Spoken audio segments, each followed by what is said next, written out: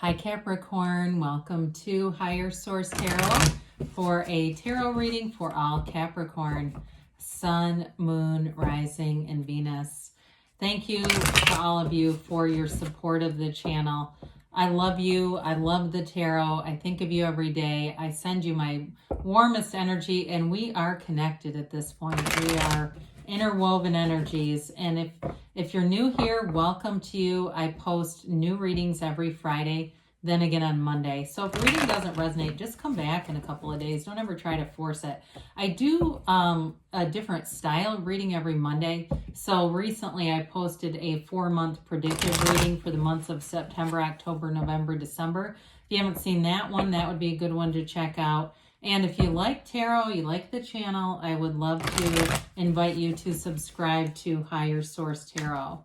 All right, what advice do you have for Capricorn? Sun, Moon, Rising, and Venus. What does Capricorn need to know, please? What messages do you have for Capricorn? All right, here we go. All right, we'll begin here with the tarot, and then we'll have an Angel Answers Oracle card reading too. You start off with the King of Pentacles. We like that. The Seven of Cups, the Seven of Pentacles, the King of Swords, the Ten of Swords, the Four of Swords, oh boy, the Ace of Cups, and the King of Wands. 3 kings in this, geez. You know, that's important because the kings they're really representative of sort of like the most potent, purest part of their suit, right? I mean, their mastery. And so it shows the highest aspects of these different energies. All right. So we have here, you've definitely got earth here. You've got all the elements. So I do feel like you've got an energy, especially with work, a real drive with this. You know, the other thing about this too, with money, obviously the King of Pentacles, this is really interesting to me, and some of you might not find it that fascinating, but I do. The King of Pentacles is obviously, he's the Midas of the tarot, right? He's got money all around him. King of Swords, swords were nobility in the tarot. So the swords are all about being prominent, prestigious, wealthy. The wands in the tarot are the upwardly mobile. So you are big time making gains here in terms of a career, or it feels career related to me, or money related, okay? And I think this was here, and that's okay if it wasn't. It's not a huge deal. But the King of Pentacles, there's a quiet humility about this. And for some of you, it may be somebody you've made contact with through networking, through work or life, and they're going to be very helpful to you, especially if you're a writer. I do get that. If there's something to do with writing a book or publishing a book, some kind of a project, it feels like more of a side endeavor. Even if it's something on social media, it may be somebody who just periodically sends you a message and says, don't quit, you know, keep going. Don't quit 5 minutes before the miracle happens. It is a card, though, of abundance and of stability in all areas of your life. You do have an offering of love here, and it may be a reconciliation. All right, for some of you, there's somebody here that you haven't talked to in a while that I do see popping back up. And with the King of Pentacles, you can be easy about it. You know, it's not an energy of reaction. He's very it's a very mature, stable kind of energy. And so it would be, you know, something where if you were approached, it wouldn't rock your entire world. And that may happen if you really want reconciliation, for whoever that's for down here. That's the key to it. You're doing your own thing, and the next thing you know, there they come back. They always do. With the Seven of Cups, though, I do feel like you have other choices, by the way. If it's for reconciliation, people, I think you have other people interested in you, and it'll be up to you what you want to do here. I do feel like it ended with a bit of pain, though. And so with the Seven of Cups, you may find you're a bit more guarded. You tend to be really want to see and vet somebody before you just get right in. Now, others of you, it may just be the fun of it too. I mean, the Seven of Cups is an energy really of working to see things for what they are. And so with this King of Swords being here, that won't be too hard to do. With really any of these 3 kings, I feel like you've got a really empowered energy flow. So the Seven of Pentacles shows up, and again, there's money here. Whatever you're doing, money will be showing up for you. The Seven of Pentacles is a card of waiting, yes, but it's also a card of seeing synchronicities, seeing those bridges of incidents that show you. They're like the, pennies from heaven. You start finding change, maybe even find $20 somewhere in a coat pocket or glove compartment or some odd place you forgot you put it. That kind of stuff is like a hologram of the bigger thing that you want. Maybe you win $10 on a scratch off lottery ticket, that kind of thing. And I'm not encouraging gambling. I'm talking about responsible behaviors, right? But either way, you start to see these things. And I'm going to tell you a quick story. One time I was listening to Abraham Hicks. I was sitting in my driveway. I had just gotten a brand new car. And she said, there's a pony in this somewhere. I looked behind me. There was literally somebody walking a pony down my sidewalk. No kidding. I take the brand new week-old car to Target and a woman hits it. I end up needing to get some wood chips though, and that really was convenient because I had that courtesy car. And I kept thinking, well, there's a pony in this somewhere, and that was a damn pony, I swear to God. But it just is one of those things where like you go, I couldn't make this up that there was literally a pony behind me. What the hell? But and I think sometimes too, the universe will bring you in things that will surprise and delight you and make you laugh, and you know that it's a playful universe.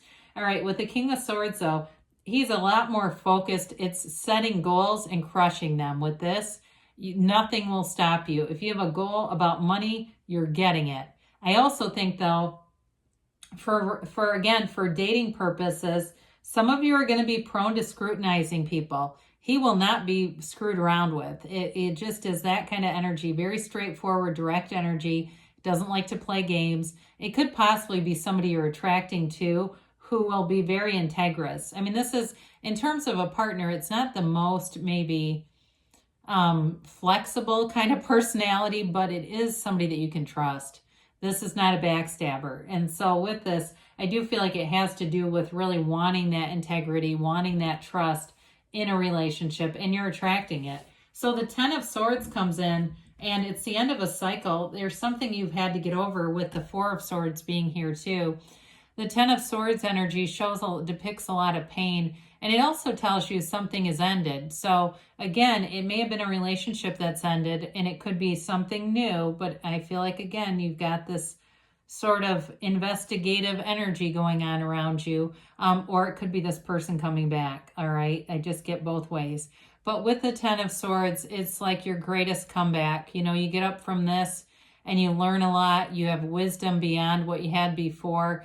And you know now that you've paid the price of contrast. And so your deepest desire is on the way. And so with the 4 of Swords, I often say it's ask and it will be given. Knock and the door will open. It's a card of getting back to center. So whatever has happened here, you got yourself into a place where you could get back into center, back into source energy, calm things down. He takes a break. He gets away from all the stimulation and gets back into who he really is, and that's a soul. And so a soul doesn't walk around with animosity and rancor. A soul is not angry with another soul for crashing their car and then not paying for the repairs.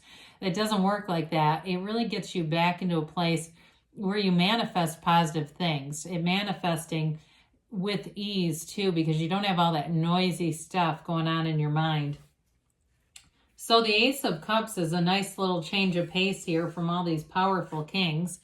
The Ace of Cups is never-ending love. You know, it's your heart's desires being presented right to you, right in the palm of that hand. Here's the love you've been looking for, Capricorn. It's right here for you. And it's a love that never ends, right? It's the energy is never created or destroyed. Energy continues.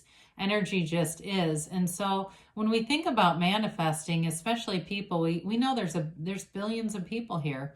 The person that you are matched to is already here. They don't have to be created. It's just a matter of lining up with the energy, knowing that love is for you. And so our subconscious mind can tell us all kinds of stuff, but you really dominate. Your mind, your conscious mind is the place where the subconscious is most influenced. So if you don't like how things have been going, you take an empowered stance here. But I do feel like in terms of a relationship though, there's something here that is, I just feel like that energy, if it's reconciliation too, it keeps pulling you back in. Okay, there's something here that is a strong love. It's a real love.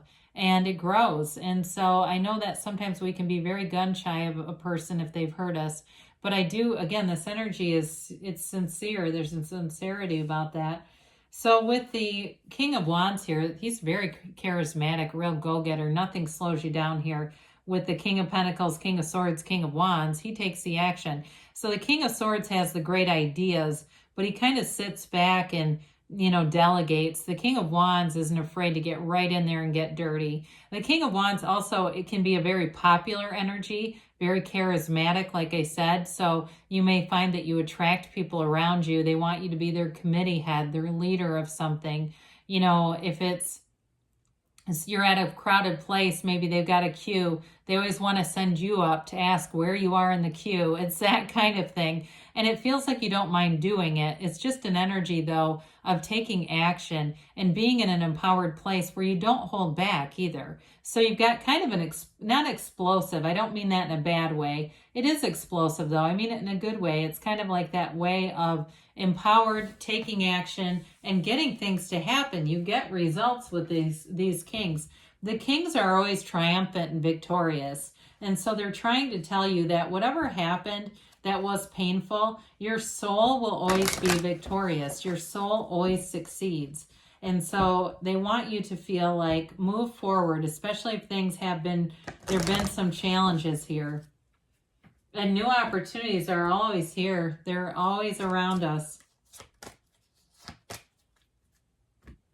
But I understand too, sometimes it's hard to line up, and sometimes life can be a little confusing.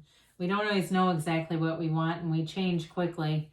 You've got helpful people here, especially with those kings. Absolutely. Those are some of the greatest mentors that you could ask for. You have if you believe. So that's a big thing. This is a big thing that when I see people commenting, they've been watching tarot, they don't see a result. They don't believe there can be one. I think they watch it to calm themselves down, and then they revert back to their old ways. Let go. We said this, right? Let go and receive. It's that great paradox. More will be given when you let go within the next few months. And you've got a yes. So great things are on the way for you, Capricorn. I love you, and I'll be back again soon.